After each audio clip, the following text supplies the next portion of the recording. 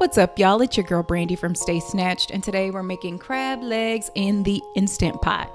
Y'all are not gonna believe how easy this is to do and how quick this is to do.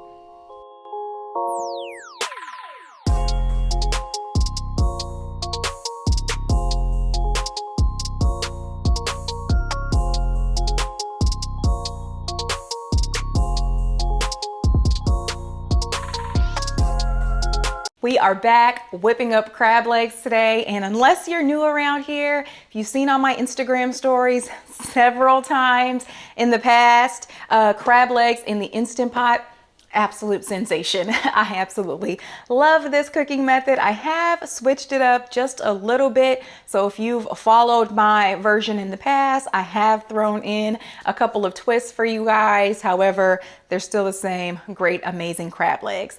I am on a quest to figure out and share with you guys what the best way to make crab legs is. And so I've got this Instant Pot crab legs recipe or format or tutorial.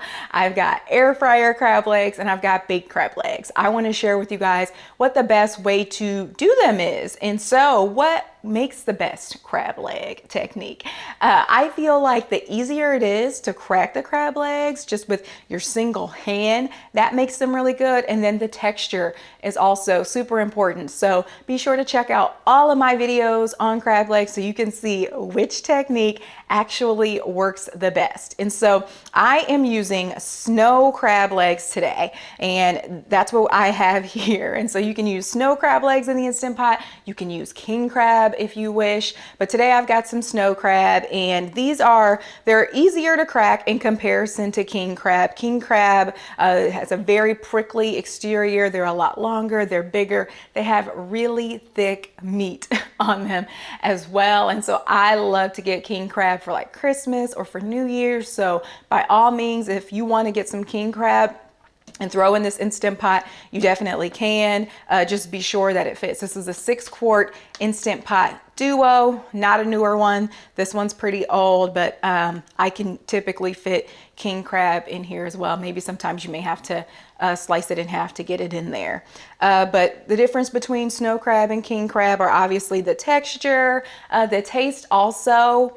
The taste is a little bit more mild with snow crab than it is with king crab. It's a little bit sweeter. King crab is a little bit sweeter, and then the texture of the actual meat. The king crab is a little more delicate and it's a lot thicker. Snow crab you can get just about anywhere at any grocery store. Typically when you buy snow crab, it's frozen or either partially frozen. And so keep that in mind. I defrost my crab legs overnight in the fridge. I don't like to cook them frozen. You can, however, cook them frozen in the Instant Pot. You can use the same cooking time that I recommend. Typically with the Instant Pot, things just take longer to come to pressure. What I don't like about cooking them from frozen is that sometimes water will get trapped inside those shells, which alters the taste. It also alters the texture. Sometimes it's a little bit mushy. So I just like to defrost them in the fridge overnight. Next day, I'm ready to go with my crab legs.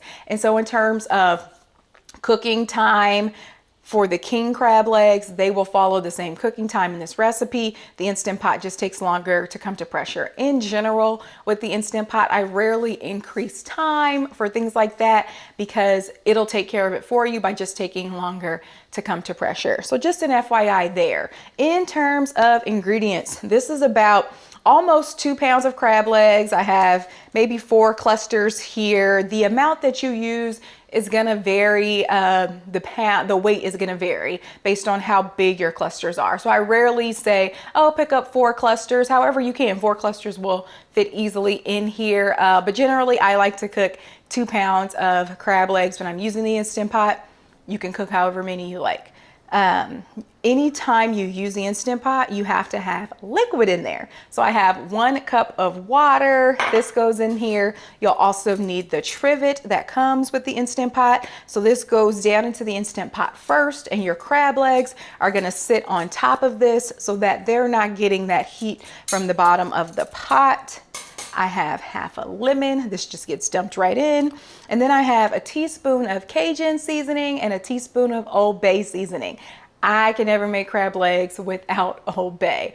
Just a very important spice to have on hand. So I mentioned all of these different ways that you can make crab legs. I mentioned the Instant Pot, the air fryer, baking them in the oven. What I did not mention was boiling them. It's my least favorite way to make crab legs. One, you got to put a huge pot of water on the stove. You got to wait for it to get hot. But then two, kind of like when we talked about earlier about the freezing of the crab legs, and then once that excess ice starts to melt down, that gets inside the shells and will trap in excess moisture, which alters the taste and also alters the texture. The same thing happens when you boil crab legs. When you submerge them in a lot of water, it kind of alters the taste. You have to almost time it perfectly to make them taste amazing in the boiling, using the boiling method. With the Instant Pot, it eliminates the guessing, and you're only using 1 cup of water. That's also what I love too about this method, is that they are not being completely submerged in water, so there's less of a chance of you ruining that texture. Crab legs ain't cheap.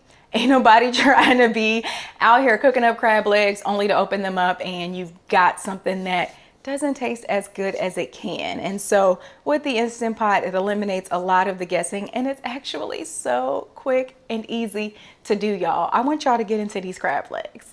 Let's go ahead and get started. So first I start by putting the trivet in the Instant Pot. This actually comes with your Instant Pot along with 1 cup of water. Then I have 1 teaspoon of Old Bay seasoning and 1 teaspoon of Cajun seasoning. That Cajun seasoning is optional. Then I add in my crab legs and half a fresh lemon. Any size lemon will work. We're gonna pressure cook these for 1 minute.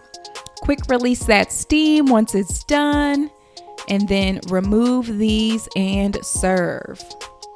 I like to serve these with lemon garlic butter. So for the butter, I just take 2 tablespoons of butter, I melt it and add 3 minced garlic cloves, a ½ teaspoon of Old Bay seasoning, and then I grab that lemon from the Instant Pot and drizzle it right into that butter.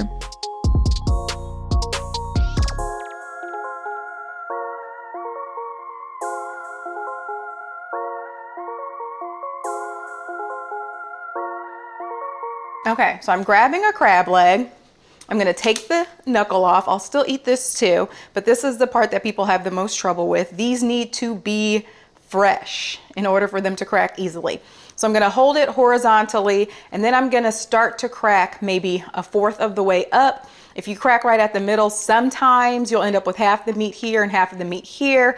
So I'm just gonna push down and remove this part of the shell, and the rest of this will just come right on out. I got me some butter here, ready to dip it. So a few things to note. Oh, that's so good. The longer these sit out, the harder they are to crack. So if you've ever been to like a crab buffet or a seafood buffet, I can always tell if the crab has been sitting out for too long because it's harder to crack the shells. The knuckle, same way. Crack that. Got me some butter ready to glaze up on in there. But then you can crack it again. So you crack it again, and it has more of that long meat that you could just get out of there. So good. So another thing to note, if they're hard to crack, they've been sitting out too long. You should really be eating your crab legs fresh. If you want to reheat them, I talk about this all the time. I don't reheat crab legs. This is a lot of good meat. Just eat it right now. Savor the flavor. However, if it's too much for you, or you just have leftovers for some reason, always crack your crab legs. Crack your crab legs, get the meat off on there, then refrigerate it if you need to, and then maybe saute it in a pan with some additional butter to kind of get that texture back. But never just let these sit around. The longer they sit, the harder they are to crack. This piece right here, I do typically have to use a tool. Let's see, got my tool right here to crack these. So that's the only part that I'll usually have to use a tool for.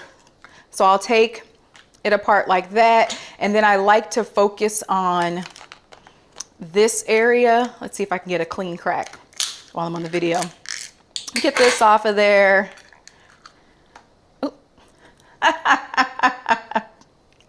Got crab going literally everywhere. All right, I think I'm all cleaned up. So once you get these off, then you can get to the meat in there. And so a lot of times I will need to use like a fork for just this claw area. So you see how it's cracking so easily though? So I'm about to have meat everywhere, y'all. But like, look at this thick meat, y'all. Just to go right up in your butter. Right up in your butter. So I hope that helps. Let me not try to talk with a full mouth. I hope that helps. Make sure that your crab legs are fresh. And then just practice. Remember, you want to hold it. Let me get one. You want to hold it horizontally after you've taken that knuckle off. And then focus on cracking it toward the bottom so that you can just peel this outer layer off and just pull it right on out.